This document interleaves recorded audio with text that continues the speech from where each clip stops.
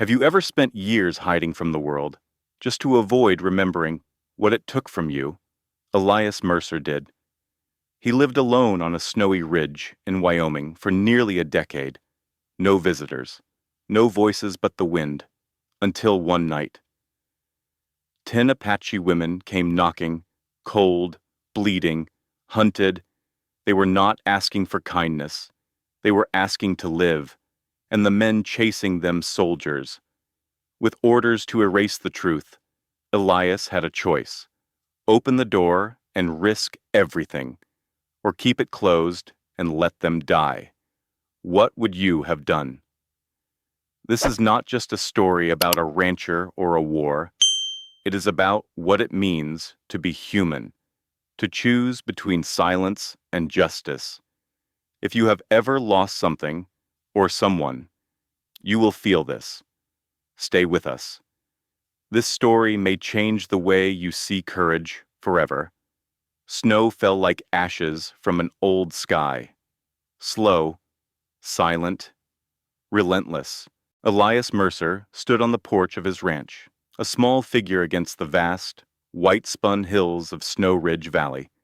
His coat was thick wool, frayed at the cuffs, and his hat sagged from years of weather. The snow reached past his boots, but he did not notice the cold. He had forgotten what it meant to feel much of anything. 9 winters had come and gone since he last spoke to another soul, unless you counted the horses, or the wind that moaned through the pine trees like it remembered things better, left forgotten. Some nights, Elias spoke to the fire, but mostly he listened. The world had a way of filling silence if you gave it long enough. They said time healed. That was a lie made up by people who had not watched their life burn down in front of them. What time did was bury things, deep, where you could not see them, but where they still clawed at your insides when the wind changed. He lived in a cabin he had built himself, tucked into a slope between a frozen creek and a jagged ridge. No neighbors, no roads, just snow, trees, and ghosts. His routine was precise: feed the horses, chop wood, mend the fence. No one crossed. Cook beans over fire, sleep in silence, repeat. He had a rifle, cleaned weekly, and a box of ammunition under the floorboards. Not for protection, for memory. The same bullets he had meant to use 9 years ago on the men who took everything. But those men disappeared before he could find them, or maybe he just stopped looking. One photo sat on the mantel, a woman with dark hair and eyes full of mischief, and beside her, a boy no older than 10. The photo had burned along the edges, like everything else. That morning, Elias had woken before dawn. The fire was low. The wind screamed through the cracks in the logs. The snow had started before midnight, and by first light it had turned the valley into a white grave. He did not care. He had nowhere to be, no one to meet, no reason to hope. He was mending a leather strap when the horses stirred in the stable, not just nervous, spooked. The kind of movement they made when mountain lions passed too close. He set the leather down, listened. Nothing. Then came the first sound, knocking, not loud, but steady, knuckles on old wood. He froze. No one came here, not ever. That was the deal. He left the world alone, and the world returned the favor. The knock came again. Elias moved to the door. Slowly. His boots creaked on the floor. He picked up the rifle from above the mantel. Loaded, but not cocked. Outside, snow danced in whirls. The sun was a pale blur behind thick clouds. He stepped to the side of the window and peered through a crack in the shutters. 10 figures stood at the gate. Women, covered in blankets and snow. Faces red from cold. Eyes alert, not panicked, but desperate. They did not move, just waited. He recognized their features. Apache. That one word pulled something deep inside him. Not fear, not hate, something older, something he did not have a name for. Elias backed away from the window. His heart beat slower than it should have, a trick it had learned long ago. He stood in the center of the room, rifle in hand, mind racing. Why would 10 Apache women come here? Why in the middle of a snowstorm? Why now? And then a voice, soft but strong. We know you are in there. The voice was English, rough accent, carved by another tongue, but clear. We do not ask much, just warmth, just tonight. Elias did not answer. The fire crackled. The horses stomped again.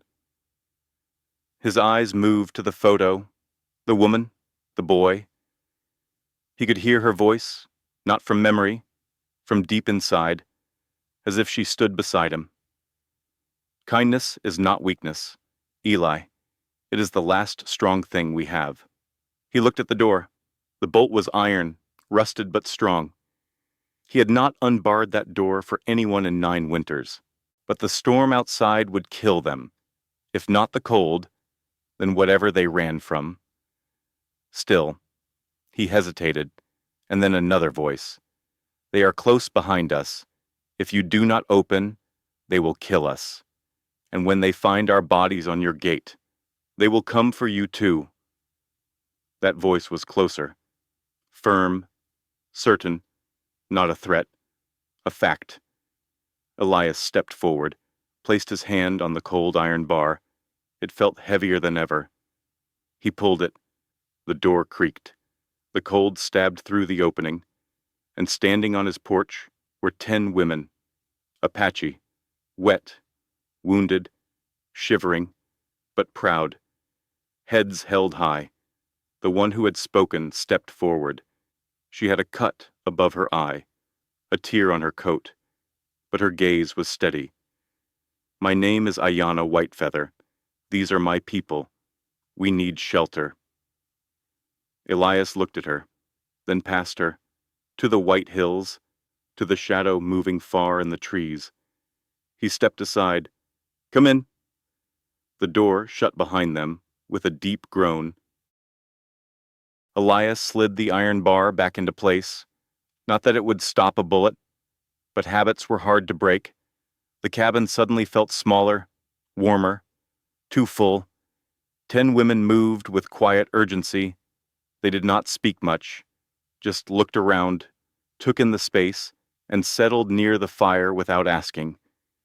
The youngest dropped to her knees, clutching a bundle that let out a weak cry. A baby. The oldest woman in the group helped the young one unwrap the child. Its skin was pale, almost blue. Elias knelt nearby, opened the lid of a small chest, and handed over a wool blanket. No words, just a nod. It was enough.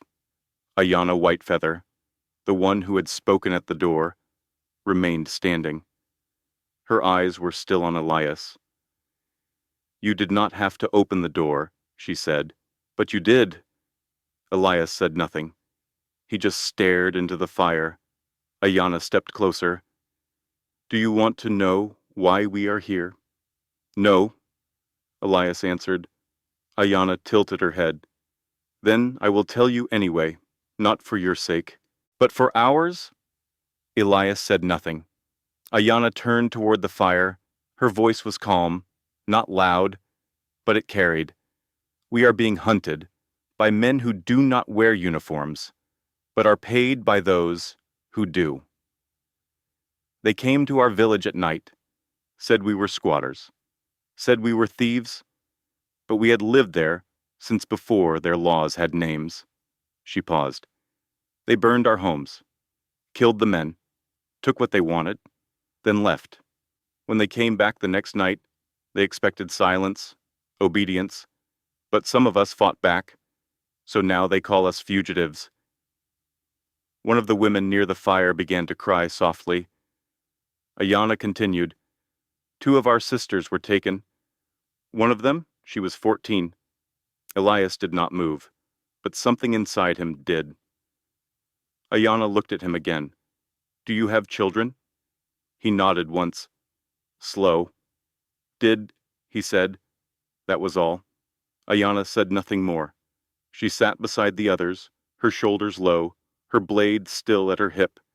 Outside, the wind howled, then a sound. Hooves, distant, crunching over snow and ice. Elias stood and moved to the shutter, peered through a small slit. Nothing, but he could feel it. The storm hid many things, but not the smell of danger. He turned back to Ayana. How many? 10, maybe more. They had dogs earlier, but lost them in the snow. Armed. Yes, well trained. They move like soldiers. But not for any flag. Elias grabbed his rifle. I can hide you, he said. There is a root cellar beneath the floor. Ayana shook her head. No. If they find us there, they will burn the house. And you with it. You already brought them here, Elias replied. Her voice was steady. Yes, we did, because we knew this land. We knew who lived here. That stopped him. Ayana stood. You were a soldier, not just any soldier. You were with the 47th, the engineers, explosives, mountain warfare. Elias stared at her. You know more than I like. We asked the old ones. We were told if anyone would fight, it would be the man who lost everything and still stayed on land, soaked in blood. Elias said nothing. Ayana stepped closer. We are not victims. We are warriors. But we need ground, shelter, fire, and someone who knows how to make 10 people into 20. Another cry from the baby, another gust of wind. Outside a crack, branch breaking under weight. They were coming. Ayana moved toward the back of the house. Her women began shifting, quiet, efficient, not panicked. Elias watched them with a mix of disbelief and something else. Respect. You used me, he said quietly. Ayana turned. No, we believed in you. That is different. Elias looked down at his hands. Old scars, burned knuckles, fingers that once built things, then destroyed them. He closed his eyes. How long do we have? An hour, maybe less. Elias nodded. He stepped to the corner of the room, pulled up a loose board, took out a tin box. Inside, fuses, wire. And 2 small charges. My name is Elias Mercer, he said, almost as if reminding himself. And this is Snow Ridge Ranch. If they come here looking for blood, then we make sure they find it. Their own. The snow outside had changed. It no longer fell soft and quiet. Now it slashed sideways, driven by wind that screamed across the valley like a warning. The trees swayed. The horses in the stable kicked harder. They knew what was coming. Inside the cabin, Elias moved like a man who remembered how to be something else. Not just a rancher, not a hermit, but someone who had once survived by being 3 steps ahead. He placed the 2 charges on the table. One for the shed, one for the trail behind the cabin. Then he pulled out a small leather pouch. Inside were iron nails sharpened into caltrops. He handed them to Ayana without a word. She nodded. Your traps. They will not stop all of them, she said. They do not have to, Elias replied. They only need to slow them down, make them cautious. Doubt is better than fear. Doubt makes men hesitate, and hesitation gets them killed. Ayana smiled, just barely. You speak like someone who has done this before. I have, Elias said. Too many times. He moved to the corner of the room and pulled a rolled canvas from behind a shelf. When he unwrapped it, a map of the surrounding hills appeared, hand-drawn, worn with time. He placed it on the floor. The women gathered around. This ridge here, if they try to flank us from the west, they will have to cross open ground. No cover, bad footing, easy targets. He pointed to a hollow behind the stable. This is where the wind piles snow deep. Dig a trench there. Low visibility, but perfect for an ambush. Ayana crouched beside him. You planned this long before we came. I planned to survive. That is different. Outside, a distant call, a whistle, then a short bark. Elias froze. That is no dog. Ayana listened. Her face changed. Signal, too short. One long. That means they are splitting up, surrounding the house. Elias stood. They are trained, disciplined, but they do not know this land. That is our advantage. The women began moving. 3 toward the back, 2 toward the barn. 1 stayed behind with the baby.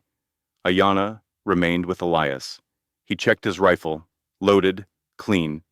You said they killed your men, he said. She nodded.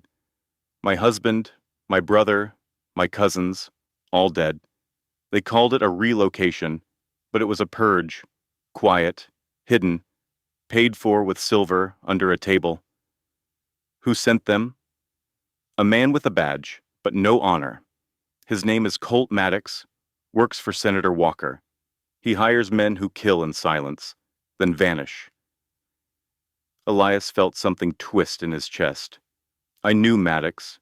Years ago, in Arizona. He was filth even then. Ayana looked at him. Then you understand why we came here. You have no illusions left. No faith in systems that fail the innocent. Elias walked to the window. What I have is this house, this land, these memories. You brought war to my porch, Ayana. She stepped beside him. No, the war was always here. We just reminded you of it. Another sound outside, metal on wood, a step on the porch. Elias turned, moved to the door, listened. A voice called out, calm, confident. House is surrounded. Come out now. We only want the women. No need to make it worse. Ayana stepped closer. Her hand rested on the knife at her belt. They lie, she whispered.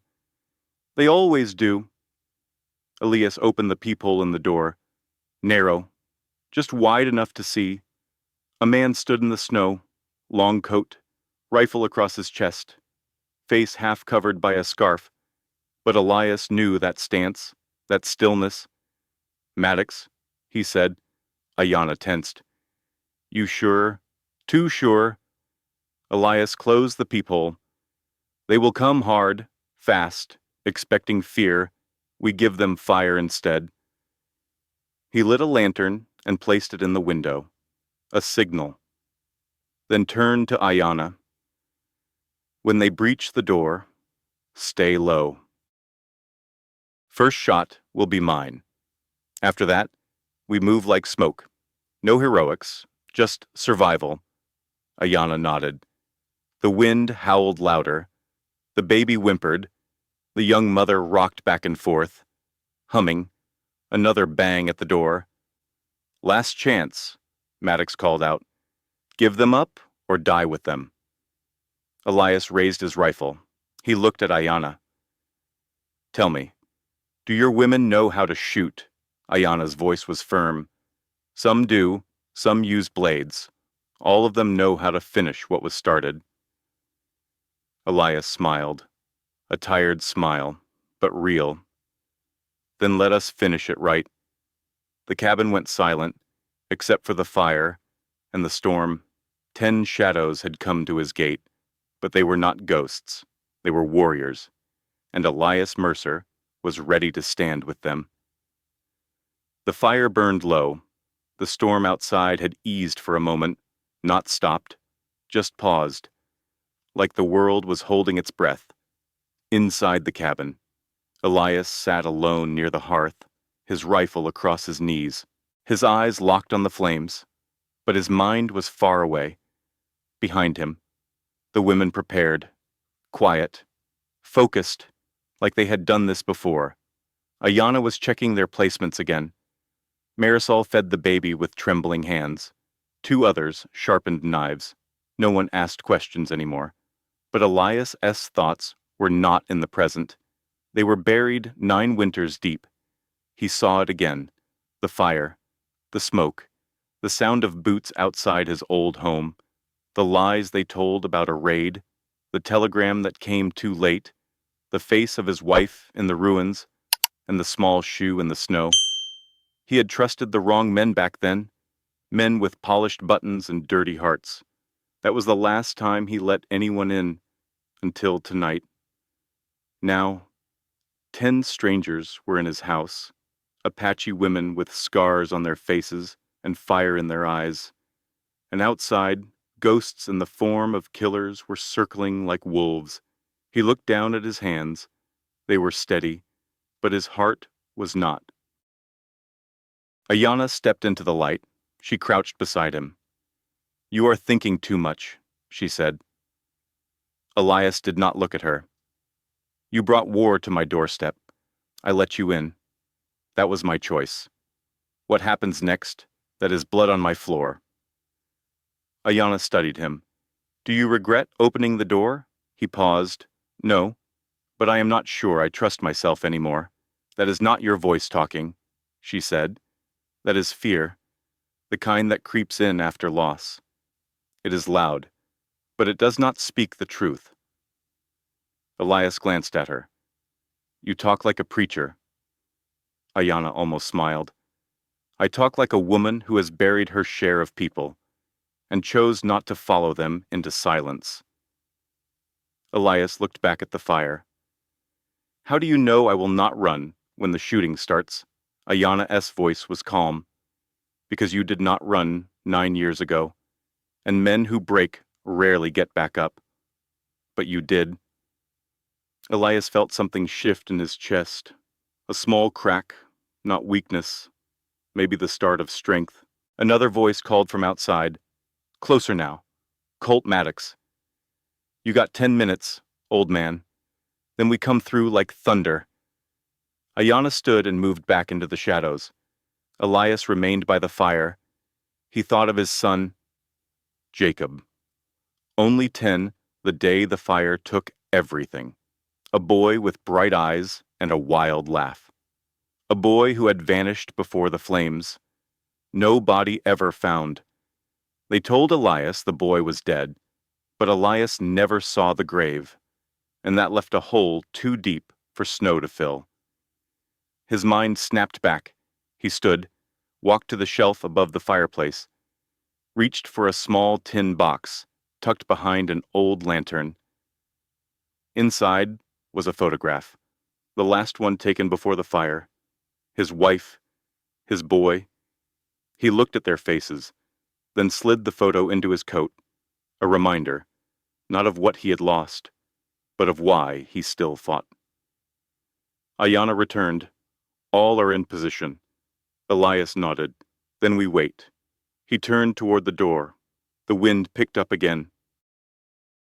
The kind of wind that carried death in its teeth and doubt in its wake.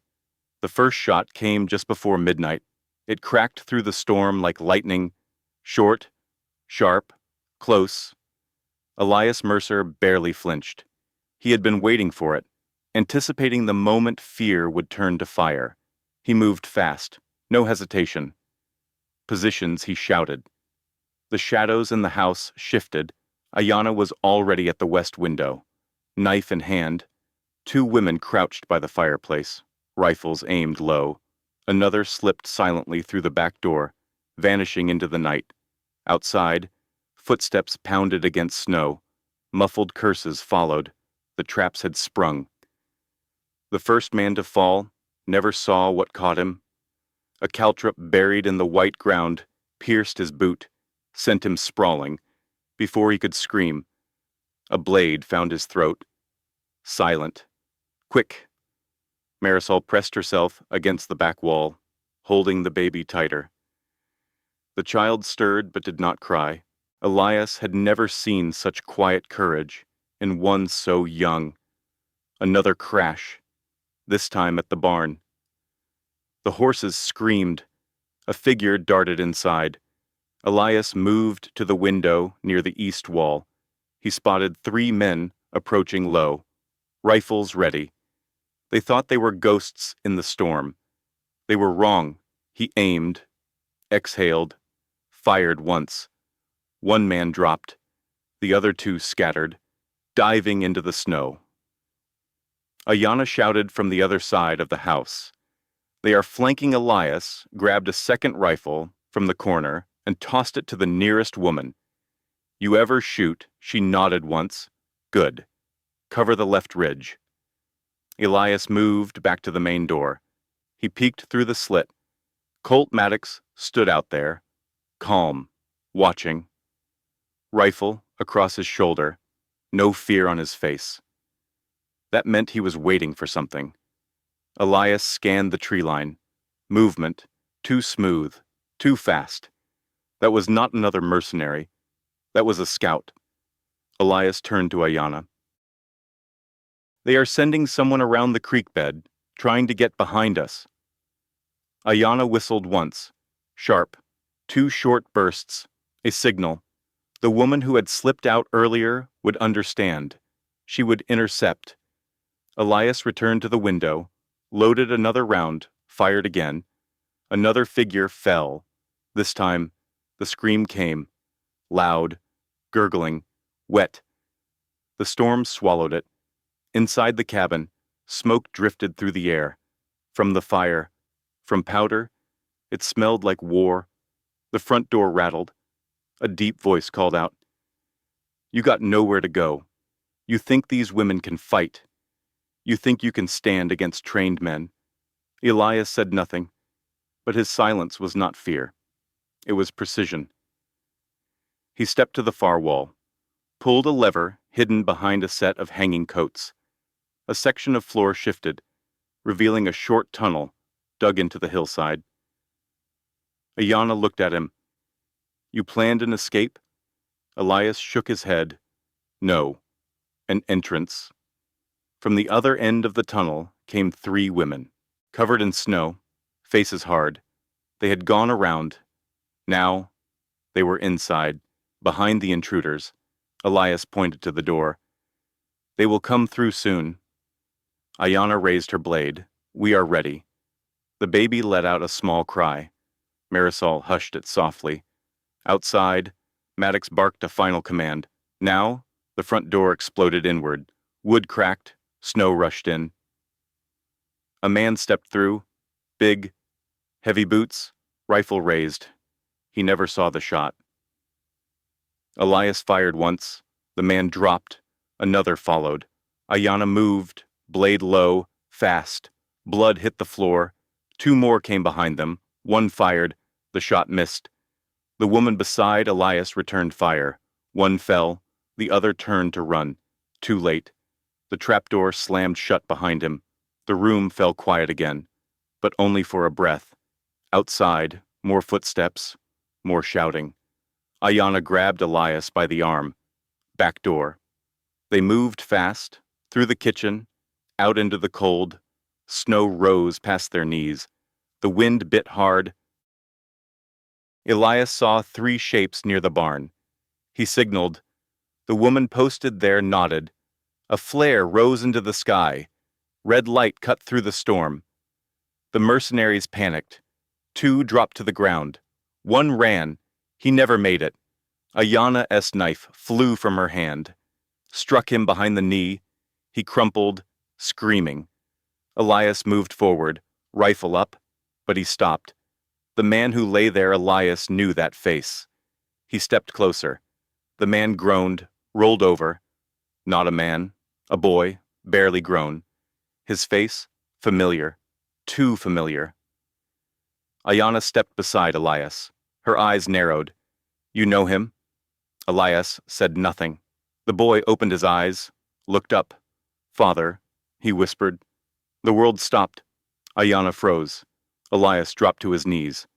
Jacob Mercer looked back at him. Older. Thinner, but alive. You were dead, Elias whispered. Jacob coughed. They told me you left, that you abandoned us.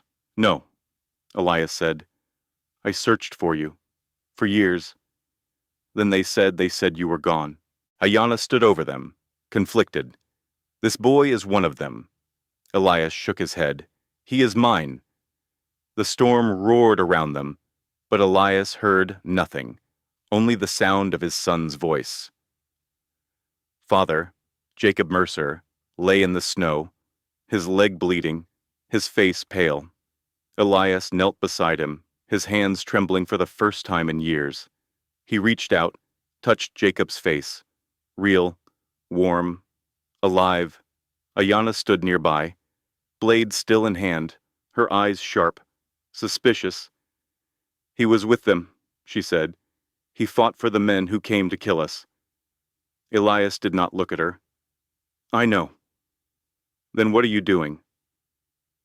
Elias turned slowly, trying to remember what it means to be a father. Jacob tried to sit up, winced. They told me you were dead, that you left us, that the fire was your fault. Elias shook his head. I left that morning to buy medicine. You were gone when I returned. Your mother was... He stopped. The memory was too sharp. Ayanna spoke again. Is he one of Maddox's men? Jacob answered before Elias could. I was taken, raised by men who taught me to fight. They trained me, told me stories about who I was. I believed them. Elias stared at him. Until now. Jacob looked away. I saw the woman with the baby.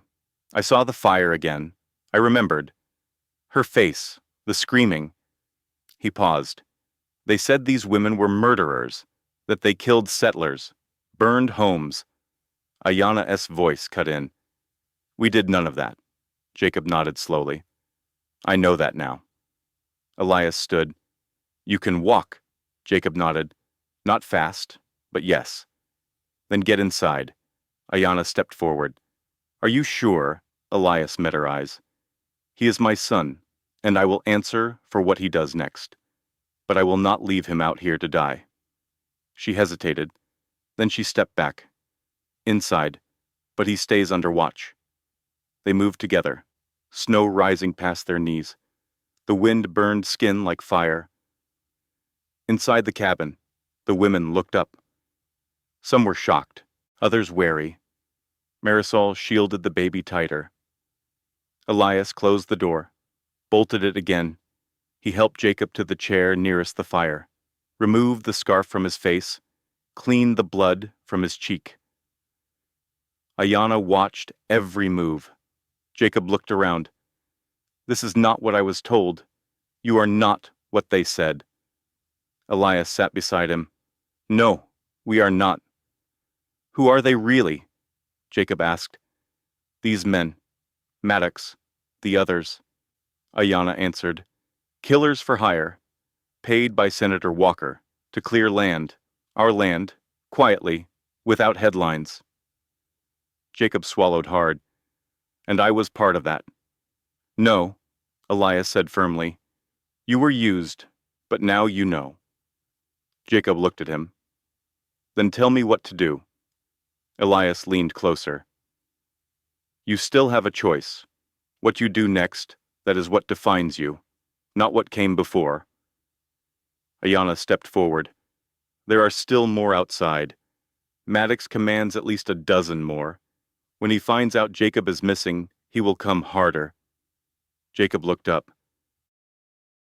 He will not leave without finishing what he started, and he will burn this place down to do it.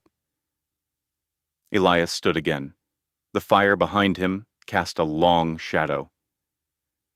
Then we make sure this place does not fall easily. Ayanna nodded. We have hurt them, surprised them. That buys us time. How much? Elias asked. Enough to set a trap. Jacob tried to rise. His leg shook. I can help. Elias stopped him. Rest. You will have your moment. The storm outside began to slow, but the real storm was just beginning. Inside that cabin, past met present, father met son, and both had to decide who they truly were. The storm began to ease, but the tension inside the cabin only grew stronger.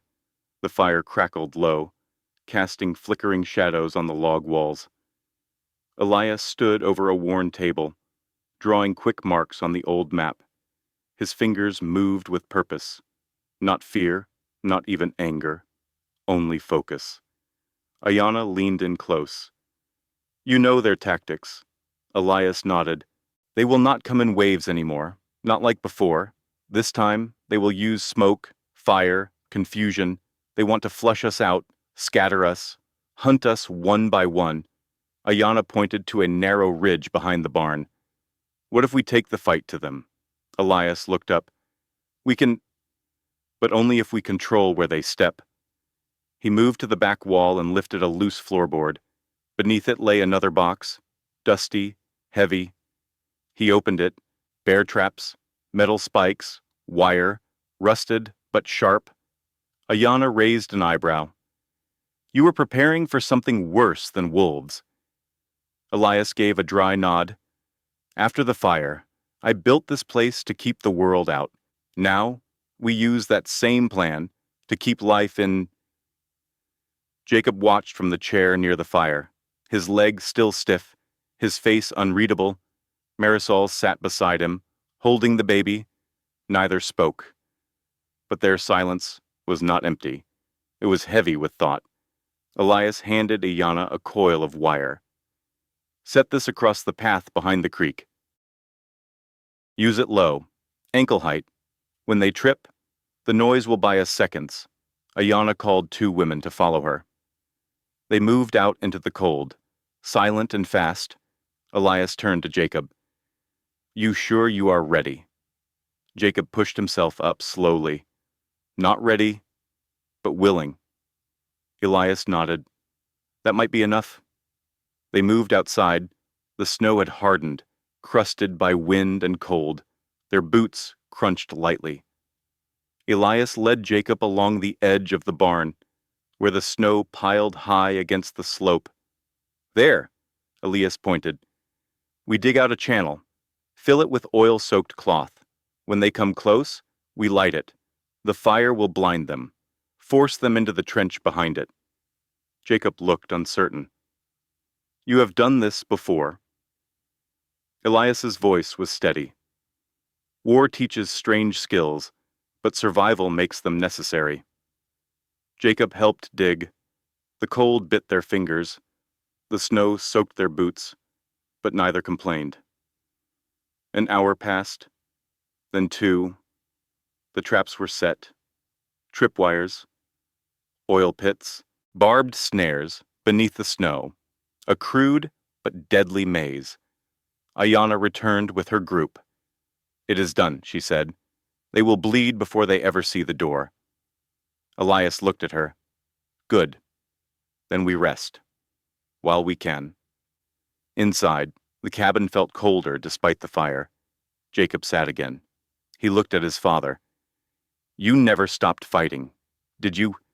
Elias stared at the flames. I stopped living, but the fight it stayed. Jacob lowered his eyes. Do you hate me for what I did? Elias' voice was quiet. I hate what they turned you into, but I do not hate you. A long silence followed. Then Jacob whispered, I want to make it right. Elias nodded slowly. Then help protect what is left. Marisol looked up. We heard movement in the trees. Ayanna moved to the window, watched, then spoke. They are coming again. Elias stood. Then we make them wish they had never come this far. He moved to the door, checked the rifle, looked back once at his son. Remember the ridge behind the barn? If the line breaks, fall back there. Jacob rose. I will not run. Elias looked him in the eye. This is not about bravery. It is about surviving long enough to change something. Outside, torches flickered again, dozens, maybe more. Ayanna whispered beside Elias. How many traps will hold back an army? Elias whispered back. Enough to remind them that not everything rolls over and dies. The wind picked up again, the snow swirled, and the night prepared for war once more. Dawn broke slow. Gray light spilled across the snow like spilled milk, cold, pale, quiet, but there was no peace in it. Elias stood just outside the barn, the cold biting into his jaw. His rifle hung across his back. Beside him, Ayanna crouched low behind a fallen log, scanning the ridge. Movement flickered through the trees, not fast, not careless, disciplined. Ayanna whispered. New men. They walk different. Elias nodded. These are not mercenaries. He pulled out a spyglass, raised it to his eye. What he saw tightened every muscle in his back. A line of horses, a column, men in uniform, clean boots, brass buttons, flags, and at the front, a man in a long, dark coat. Elias lowered the glass. Senator Walker? Ayanna's eyes narrowed. You are sure? I heard him speak once, in El Paso. He walked like God owed him something. She stayed quiet. Why would a senator ride all the way out here himself? Elias stared at the tree line. Because we made too much noise. This was supposed to stay quiet, off the books. Now he has to clean it up before someone else finds out. Ayanna looked around. Do we run? Elias shook his head. No. If we run now, it never ends. He will chase us across 3 territories. And this land, it burns for nothing. Ayanna nodded. She turned to gather the others. Inside the cabin, Jacob leaned against the wall. His leg was healing slow, but his spirit moved faster. Marisol stood by the window, baby asleep in her arms. When Elias entered, Jacob looked up. You saw them. Elias nodded. Real soldiers now, or close enough. Jacob's eyes tightened. Walker came himself. Yes. Then he wants this to end without witnesses. Elias moved to the table, pulled out the last of the dynamite. This is all we have left, enough to collapse the front ridge, maybe block their line. Jacob frowned. And trap us here. Elias looked him in the eye. No, not if we bait them in. Ayanna entered behind him. They have stopped. They are setting up camp, fires, tents. This is not a raid. This is a siege. Jacob stood straighter. Then we force them to talk. Elias blinked. What? Jacob looked between them. Let me go out there, alone. Let them see me. Talk to him. Ayanna stepped forward sharply. No. Too dangerous. Jacob raised his hand. I have worn their coat. Use their words. They will listen to me long enough to stall. Elias considered it, long and slow. Then he nodded. But we watch every move. One wrong signal, we pull you back. Jacob suited up, wore no weapon, no scarf, just a coat and gloves. He walked through the snow with steady steps, past the traps, past the line, toward the ridge where the column had stopped. Ayanna and Elias watched through glass. A soldier stepped forward to meet Jacob, then another. Then the man in the long coat, Senator Walker. Elias clenched his jaw. He watched the exchange, could not hear it, but he saw Walker's expression change, from surprise to calculation to something colder. Jacob pointed back toward the cabin. Walker leaned in close, spoke fast, then smiled. That smile made Elias sick. Jacob turned, walked back. When he returned, his face was pale. He says he will offer terms. Ayanna folded her arms. And what are they? Jacob hesitated. Surrender, all of us. He promises safe passage. Marisol scoffed. And you believe that? Jacob shook his head. No, but I saw something else. He looked at Elias. There are photographers in the camp, not many, but enough. He plans to make this a show. Tell the world he stopped a dangerous rebellion. Paint himself a hero. Ayana whispered. Propaganda. Elias turned to the window. Then we give him a different story. He looked at the traps, at the map, at the old ridge above the barn. Tonight, we break their line, take proof of what happened, and send someone through to the nearest post.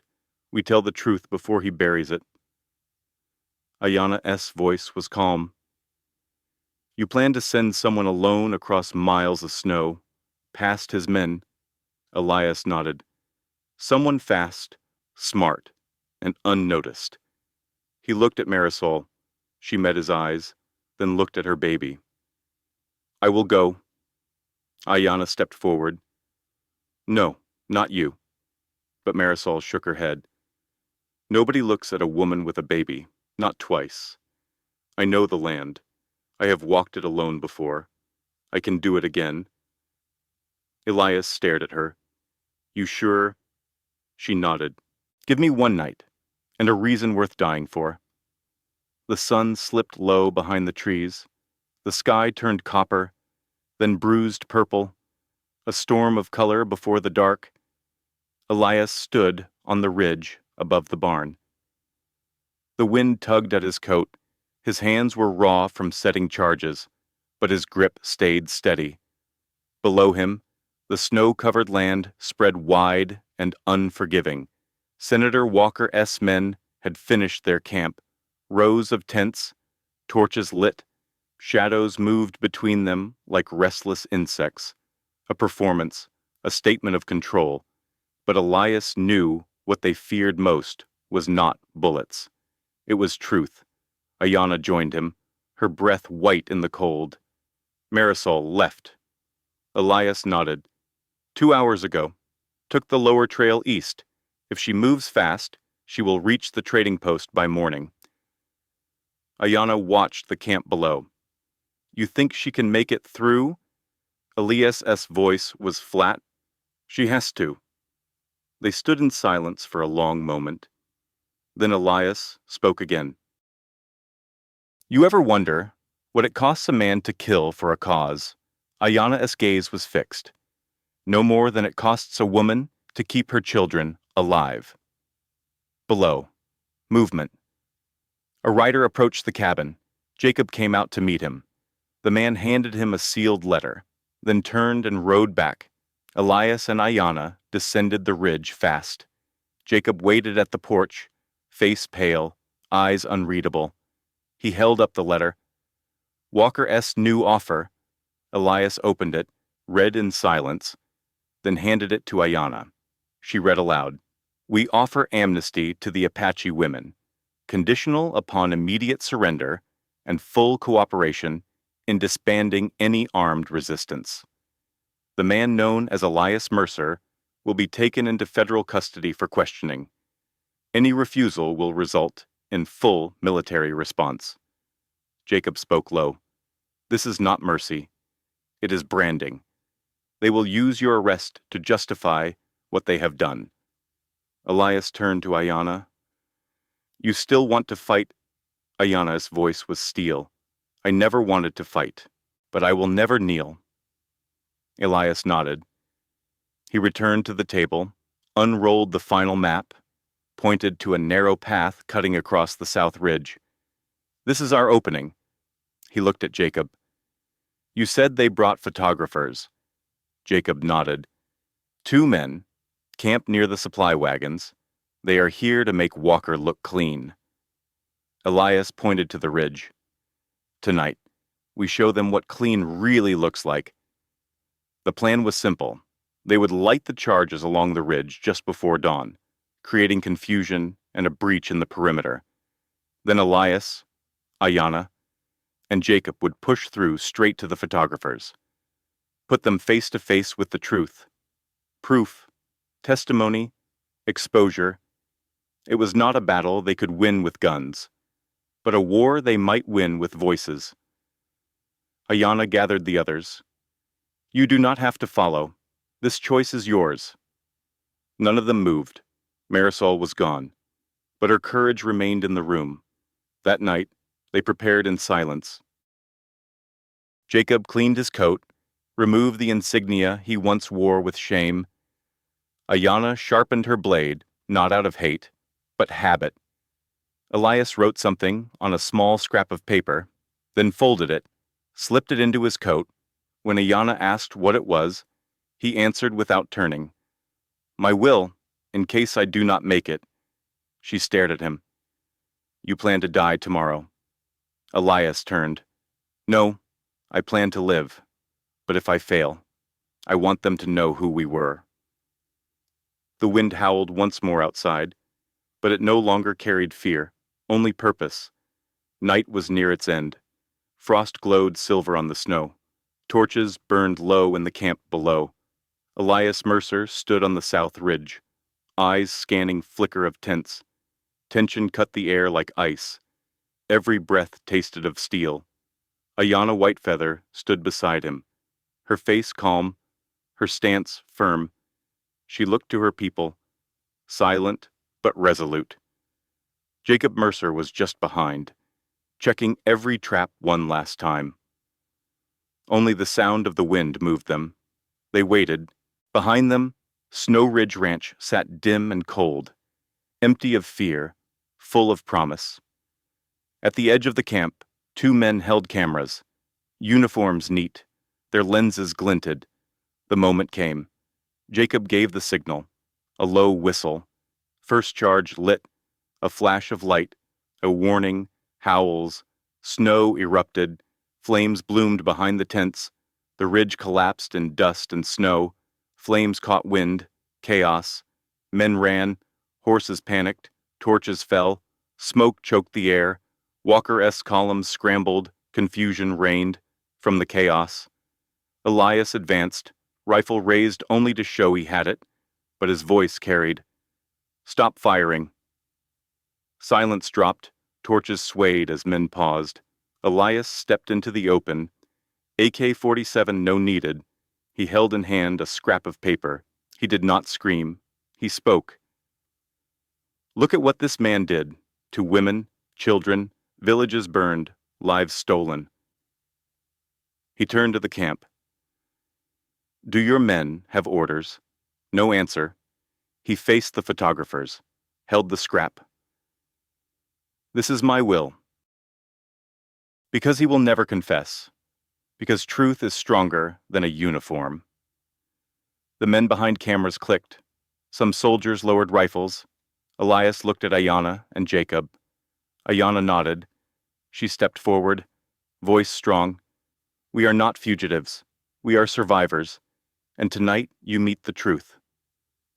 Jacob moved into the flamelight. Legs steady now. Face changed. I am Jacob Mercer. I was raised by men who lied about my father, told me he abandoned us, that women like these are killers. He paused, breathing hard. They lied. He stepped closer to the photographers. Tell the world I am living proof. One photographer lifted camera. Another stepped forward, shook his head, lowered his weapon. From behind, Walker emerged, clean coat stained by smoke, face pale, anger and surprise in his eyes. He opened his mouth to speak, but no words came. Elias waited. Finally, Walker spoke. You will be arrested. Elias shook head. No, not if this is on record. My people? Walker interrupted. Then you die for treason. Ayana cut in. Then you live as a coward on headlines. Jacob raised his voice. Finish it. The photographers circled Elias. Ayana. Jacob. Others came forward. The Apache women revealed scars, children, tools of life, not weapons. Photographs captured faces, hair wild, clothes tattered, eyes steady. Walker stepped back. Men around him shifted. Elias took a deep breath. No one else has to die tonight. He stared at Walker. Call off your men. Step by step, soldiers lowered rifles. One by one, some dropped weapons. Confusion turned to fear in Walker's eyes. He looked at cameras, saw lenses turned on him. He faltered. He raised his voice, but no one listened. That chapter ended. A messenger from Walker met Elias later. Terms offered, conditional amnesty for all. Inquiry opened in Washington. Senator S. seat threatened, maybe lost. Flick's S. men named. Hidden records subpoenaed. Snow Ridge Ranch was left standing. No arrests that night. Next morning, the sky was pale. Quiet. Peace glimmered. Ayanna gathered her people. They said farewells, tears and nods. They would ride north, to rebuild, to reclaim what was stolen. Marisol came last, baby in her arms. She approached Elias. You saved us. Elias looked at the child. She saved me more. Marisol smiled, shook her head. Take care of Jacob. Elias placed hand on Jacob's shoulder. Jacob nodded. Sun rose golden on Snow Ridge Ranch. Elias stepped into the light, took a deep breath. He had chosen life again. He had opened his door. He had stood with truth. And sometimes the hardest choice is between living in silence or living with purpose. There are moments in life when silence feels safer than truth, when it is easier to shut the door than to risk what lies beyond it. But as Elias Mercer learned, some doors are not meant to stay closed forever. This story reminds us that even after years of grief or regret, we still have choices. We can still stand for what is right. It also reminds us that kindness is not weakness. It takes courage to care, to protect others, especially when it comes at a cost. And sometimes, the smallest act, like opening your door, or speaking the truth, or standing with someone in danger, these can change everything. For those of us who have seen much, lived long, and lost more than we speak of this story, speaks softly to the heart, because healing is not forgetting. It is choosing to live again, with purpose. Sometimes, being human is the bravest thing we can do, and that is something we should never forget. Thank you for spending time with us today. If this story touched your heart, please click like, share it with someone who might need it, and do not forget to subscribe to the channel. We have more stories coming, stories that remind us of who we are and what we still can be. Your support means more than you know. See you in the next story.